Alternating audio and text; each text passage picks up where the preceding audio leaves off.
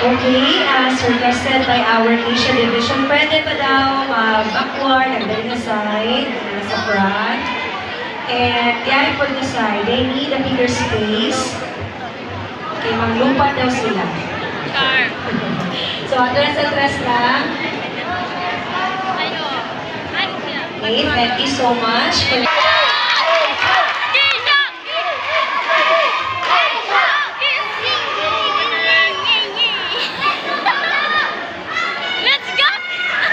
Alright, so in behalf of our organizers, we would like to thank our Board of Judges. So, I guess, nalibog na siguro na sila Pastora, kay 8 kabuo.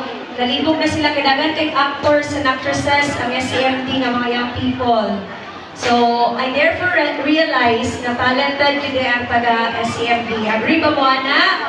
Yes! Kinsay agree, say praise the Lord! Praise the Lord! Move na siya, nakasabot ng Pudangiro. Ayan. Thank you, Dong. So, I guess, okay na atong Asia Division. Go, Riaman!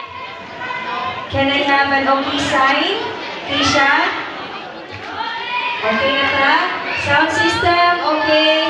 Once again, ladies and gentlemen, our last performer for tonight.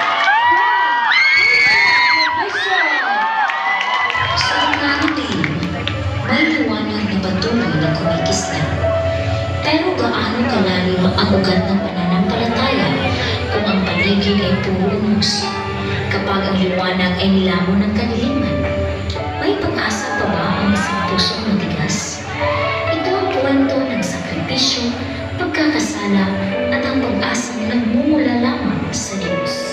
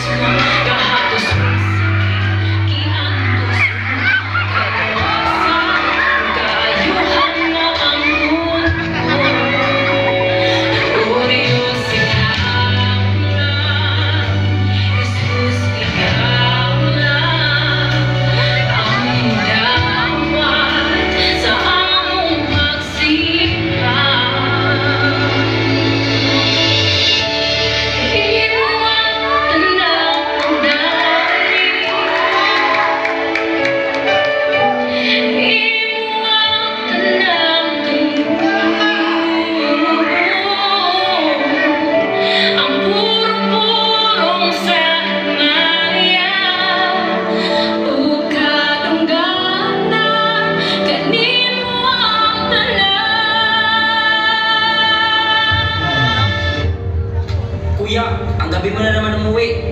Magamit ka na naman, ano? Huwag mo nga akong pangalanan, Andong. Buhay ko to, hindi sa'yo. Kuya kita! Pinagdarasal kita araw-araw. Alam kong may plano ang Diyos para sa'yo. Ha? Diyos? Nasaan siya nung wala tayong makain?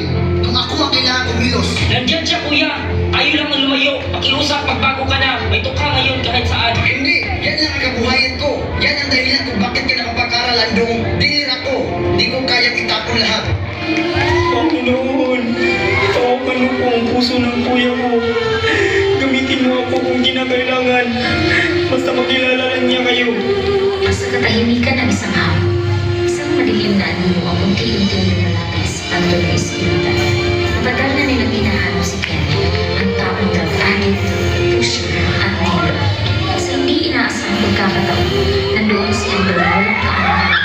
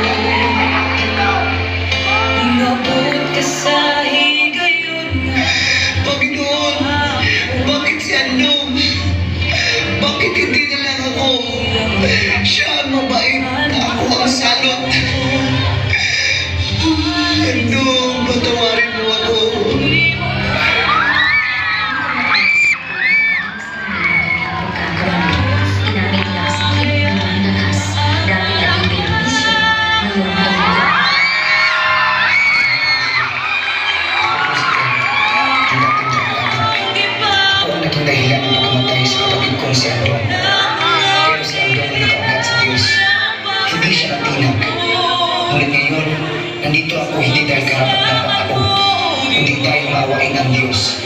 Kung iniligtas niya ako, kaya iligtas ng Diyos kahit sino.